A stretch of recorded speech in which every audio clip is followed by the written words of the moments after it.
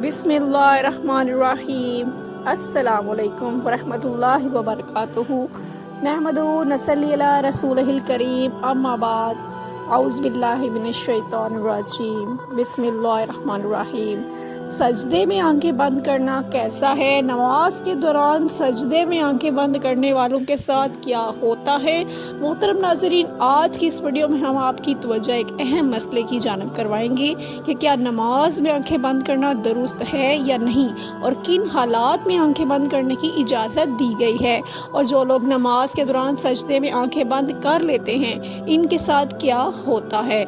उलमाए कराम ने इस हवाले से दलाइल पेश किए हैं। इन सब सवालों के जवाब जानने के लिए वीडियो को आखिर तक ज़रूर देखिएगा। मोहतरम नाज़रीन, दीन इस्लाम का दूसरा सतून नमाज है। कुरान पाक में जगह जगह ईमान के बाद सबसे ज़्यादा जिक्र नमाज कायम करने का है। नमाज बंदे को अपने रब के इतना करीब कर देती है, इतनी कुर्बत किसी भी दूसरे अमल के ज़रिए और किसी भी दूसरी हालत में हासिल नहीं हो सकती। नमाज कायम करने की बदौलत ही मुसलमान अल्लाह की याद, इसका कुर्ब, इसकी हजूरी और इसकी हम कलामी जैसी नेमतों से फैज़ याब होते हैं। और सजदा जो नमाज में किया जाता है, ये ऐसी हालत होती है कि इंसान अपना माथा, अपनी पेशानी, जो कि इंसानी जिस्म का सबसे मोतबर हिस्सा है, अल्लाह के हजूर में अपना माथा, अपनी पेशानी ज़मीन पर लगा देता है। और अपनी पेशानी को ज़मीन पर क्यों लगाता है? इसलिए कि वो जाहिर करता है कि मेरी ये मोतबर पेशानी अल्लाह के हुक्म के आगे ज़ेर हो चुकी है। ये मेरे रब का हुक्म था, अपनी पेशानी को सजदे में ज़मीन पर लगाओ। या अल्लाह, मैंने तेरे हुक्म की तामील की, मैं अकड़ा नहीं, मैं इतराया नहीं, मैंने अपने जिस्म का मोतबर हिस्सा तेरे हुक्म की खातिर झुका दिया। यही वजह है सजदे इंसान को अल्लाह का मुकर्रब बना देते हैं, अल्लाह की कुर्बत हासिल हो जाती है। सजदा करने वाले इंसान अल्लाह का पसंदीदा इंसान बन जाता है, मुकर्रब बन जाता है। क्या दीन की रूह और बंदगी के मेराज इन चीज़ों के सिवा और भी कुछ हो सकती है? जाहिर है कि नहीं हो सकती। ईमान की जड़ों को नमी और ताजगी सिर्फ अल्लाह ताला की याद से ही मिलती है। जिस दरख्त की जड़ों को नमी और ताजगी न मिले तो सूखने लगता है और फलता फूलता बंद कर देता है। इसलिए जिस शख्स का दिल अल्लाह ताला की याद से गाफिल हो, इसका ईमान मुरझा जाता है। नेक और सालिह शख्स सिर्फ वही होता है जिसके अंदर ईमान की ताजगी मौजूद हो, और ईमान इसी का ताज़ा हो सकता है जिसके दिल में अल्लाह ताला की याद घर कर गई हो। नमाज की बहुत बड़ी अहमियत है। मुसलमान और काफिर में फ़र्क करने वाली नमाज ही है, यानी जो नमाज पढ़ता है वो मुसलमान है और जो नमाज नहीं पढ़ता वो काफिर है। मोहतरम नाज़रीन, सैयदना फातिमा ज़हरा रज़ियल्लाहु अन्हा ने कभी भी नमाज कज़ा नहीं फरमाई। ये हमारे ज़माने की औरतें कहती हैं कि घर में काम ज़्यादा होता है, थकावट हो जाती है, नमाज का टाइम नहीं मिलता, तलावत का टाइम नहीं मिलता। एक मरतबा रसूलुल्लाह सल्लल्लाहु अलैहि वसल्लम अपनी बेटी सैयदना फातिमा ज़हरा के घर तशरीफ़ लाए। फातिमा ज़हरा नमाज पढ़ रही थी, खड़ी होने लगी नमाज के लिए तो धड़म से नीचे गिर पड़ी, फिर खड़ी होने लगी, फिर गिर पड़ी, फिर खड़ी हुई, फिर गिर पड़ी, 5 मरतबा गिरी। नमाज के बाद रसूलुल्लाह सल्लल्लाहु अलैहि वसल्लम ने अपने जिगरे गोशा से पूछा, बेटी क्या बात है? अर्ज़ किया, या रसूलुल्लाह सल्लल्लाहु अलैहि वसल्लम, आपकी बेटी का 5 दिन से फाका है। सैयदना फातिमा ज़हरा रज़ियल्लाहु अन्हा जो जन्नत की सारी औरतों की सरदार हैं, उनका ये हाल है। अपनी बेटियों बहनों को हज़रत फातिमा ज़हरा, हज़रत ज़ैनब रज़ियल्लाहु अन्हा के किस्से सुनाया करो ताकि उनका नमाज पर यकीन पैदा हो। ज़रा गौर से सुनना और याद रखना कि मस्जिदों में जो लाउड स्पीकर लगे हुए हैं ये हमें पकड़वाएंगे। क़यामत के दिन इनकी वजह से बड़ी पकड़ होगी, इंसान का बड़ा नुकसान होगा। जितनी ज़्यादा अजान सुनते हो और मस्जिद में नहीं जाते, इतना ही डबल गुनाह है। सुबह के वक्त में हर चीज़ उठती है, चरिंदे परिंदे छोटी मोटी तमाम महलूक अल्लाह का नाम लेती है, और ये मुसलमान सोए पड़े होते हैं, आधी रात तक गाने बजाने में मशगूल रहते हैं। हदीस पाक में आता है कि कुरान करीम में भी है कि दरख्तों के पत्ते भी अल्लाह का नाम लेते हैं, पत्थरों के कंकर भी अल्लाह का नाम लेते हैं, ज़मीन आसमान के दरमियान में समंदर का कतरा कतरा अल्लाह का नाम लेता है, दरिया का कतरा कतरा अपने अल्लाह को याद करता है। अल्लाह के ज़िक्र से نماز جیسے عظیم کام سے صرف انسان ہی غافل ہے۔ محترم ناظرین، ہم آپ کو نماز میں آنکھیں بند کرنے کے حوالے سے فقہ کی کیا رائے ہے وہ بھی بتائیں گے، لیکن اس سے پہلے ضروری ہے کہ رسول پاک صلی اللہ علیہ وآلہ وسلم کی نماز کیسی تھی، اس حوالے سے بات کی جائے، کیونکہ حدیث پاک کا مفہوم ہے کہ تم نماز ویسے ہی ادا کرو جیسے تم نے مجھے ادا کرتے ہوئے دیکھا ہے۔ تو ناظرین، اس لیے ضروری ہے کہ رسول پاک صلی اللہ علیہ وآلہ وسلم کی نماز کی حالت کے بارے میں جانا جائے کہ اللہ کے نبی نماز کس طرح ادا کرتے تھے۔ اللہ تعالیٰ کے محبوب بندوں میں انبیاء کرام علیہ السلام، صحابہ کرام رضوان اللہ اجمعین اور اولیاء کرام رحمۃ اللہ علیہ ہیں۔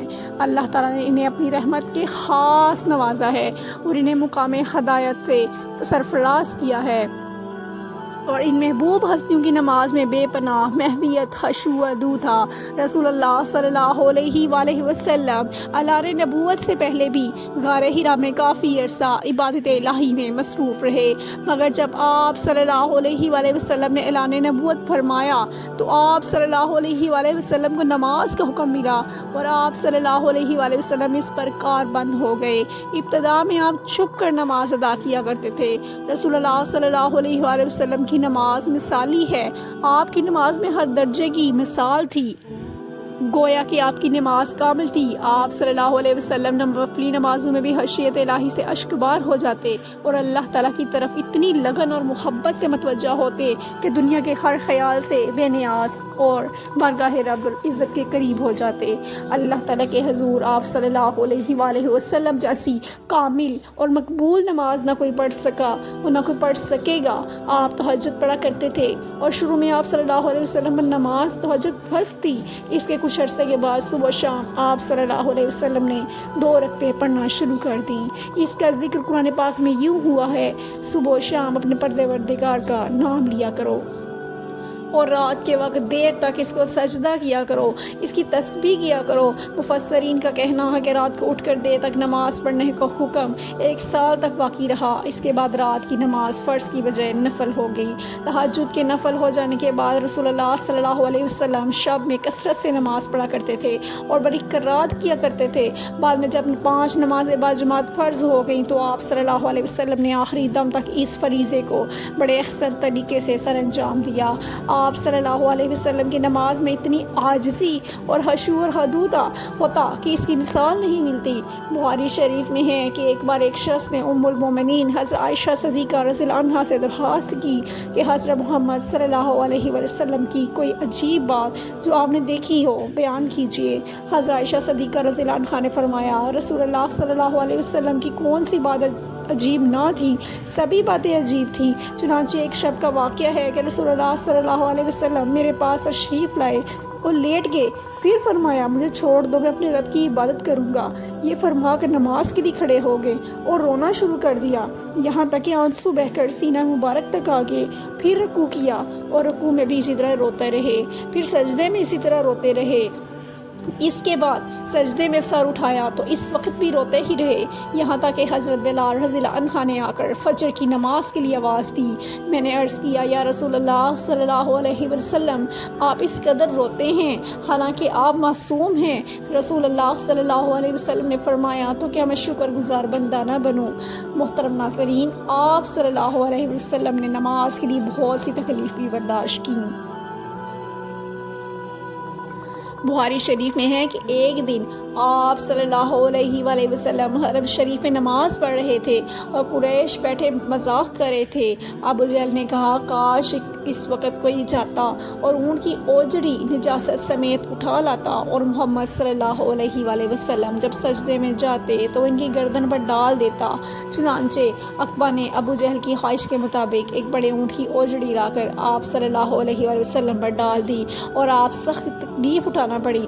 مسلم شریف میں حضرت حذیفہ رضی اللہ عنہ سے مروی ہے کہ ایک رات مجھ کر رسول اللہ صلی اللہ علیہ وآلہ وسلم کے ساتھ نماز پڑھنے کا اتفاق ہوا۔ رسول اللہ صلی اللہ علیہ وآلہ وسلم نے سورہ بقرہ شروع کی۔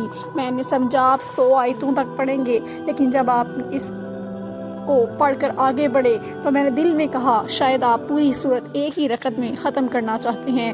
چنانچہ جب آپ نے اس صورت کو ختم کیا تو میں نے خیال کیا اب آپ رکوع کریں گے، لیکن آپ صلی اللہ علیہ وآلہ وسلم نے فوراً سورۃ آل عمران شروع کر دی اور وہ بھی ختم ہو گئی تو سورۃ نساء شروع کر دی۔ رسول اللہ صلی اللہ علیہ وسلم نے بہت ٹھہر ٹھہر کر نہایت ہی سکون اور اطمینان سے قرائت فرما رہے تھے اور ہر آیت کے مضمون کے مطابق درمیان میں تسبیح اور دعا کرتے جاتے تھے۔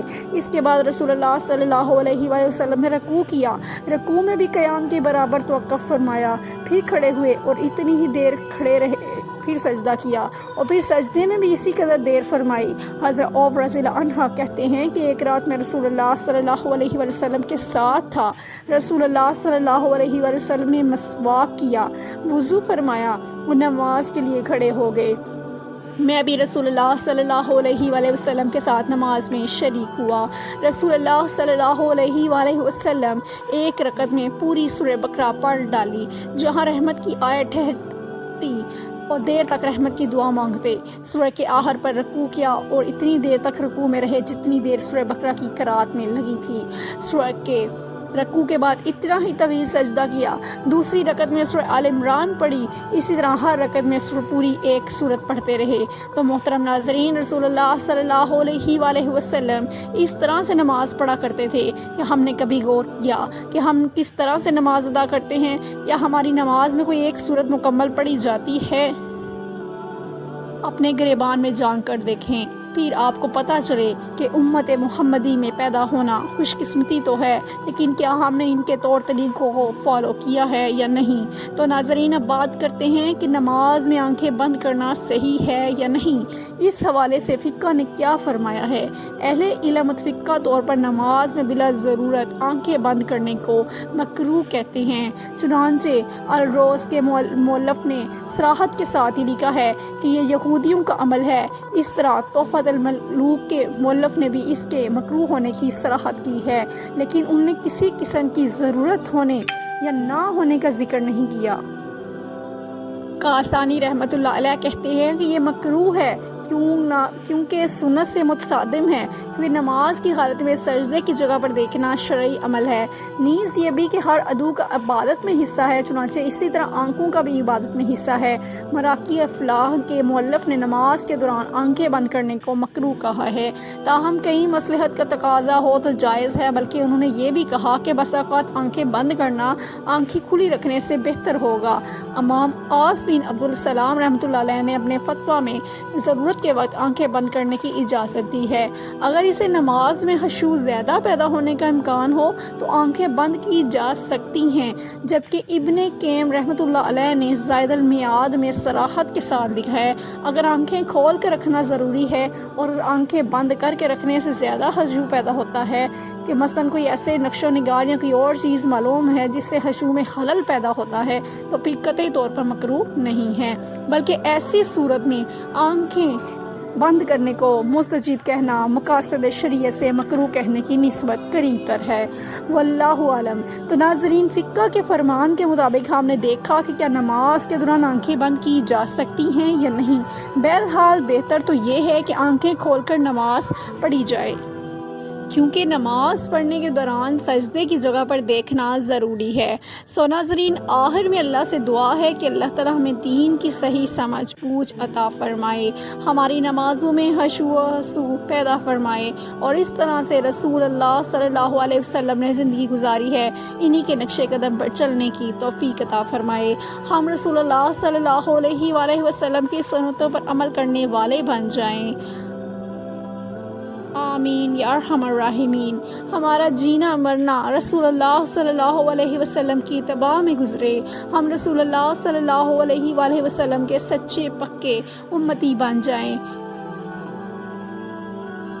یا اللہ پاک ہمارا خاتمہ ایمان پر فرمانا، آمین یا رب العالمین یا ارحم الراحمین۔